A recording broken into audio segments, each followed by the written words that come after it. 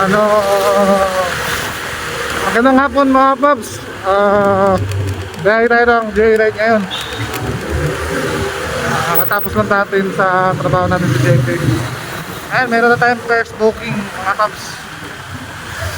Update na lang ako mamaya paps. Nandun na tayo sa sa pick up location. Ayan mga paps, nandito na tayo sa pick up location. Pick up location ang unang booking natin. Tawagan na natin si madam. A few moments later. Ayan mga paps, napit na natin yung unang booking natin sa Ubando. Baba muna tayo ng Marilao sa may SM. Doon tayo mag-antay kasi dito medyo walang booking. Sige mga paps, update ko kayo mamaya. Good evening mga paps. Tagal din natin nag-antay. Ngayon pa lang tayo pinagsukan ng booking. Pangalawang booking natin mga paps, yapit natin sa Iba, may Kawayan.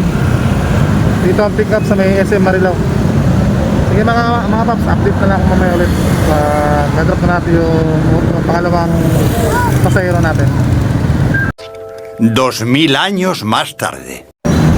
Kaya mga paps, nag-drop na natin yung pangalawang booking natin sa may Kawayan. Bubalik na tayo dito sa may Marilao, SM Marilao.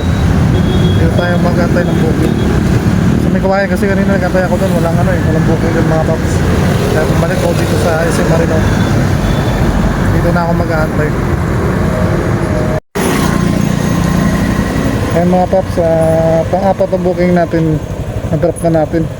Umuwi muna tayo sa bahay, nagpahinga tayo kasi medyo matumar kanina mga alas 7, alas 8, mga 9:25 napasukan tayo ng booking papunta rito Ubando mula sa pinick up natin sa Patubig mga paps sa puntang Ubando. Kasi mga paps, update na lang ako ulit mamaya. Pasukan pa tayo ng booking. Kaya mga paps, galing Valenzuela nakakuha tayo ng isa ng booking papuntang Barangay Elias, Marilao, Bulacan. Kaya drop natin dito sa may may Villarina 6. Ayan, abang tayo ng booking. Pag maubos na yung tapos natin mga paps, uwi na tayo sa bahay. Ayan mga paps, meron na tayong pang-anim na booking.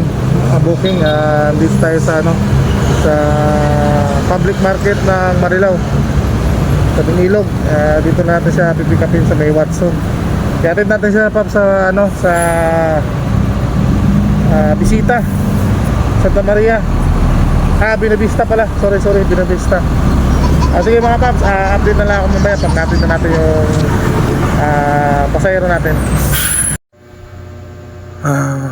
Mga paps, umuwi tayo ng bahay. Katapos natin matid yung pang-anim na booking yata yun. Pang-anim na booking natin. Umuwi na tayo sa bahay kasi maambon Tsaka alas 12 na. Papasok pa tayo bukas. Kailangan may matulog na tayo. Mamaya pala. Sige mga paps, bukas na lang ulit. Bukas na lang tayo ulit. Bawi tayo sa biyahe bukas. Sana nakikita tayo ng malaki bukas. Okay mga paps.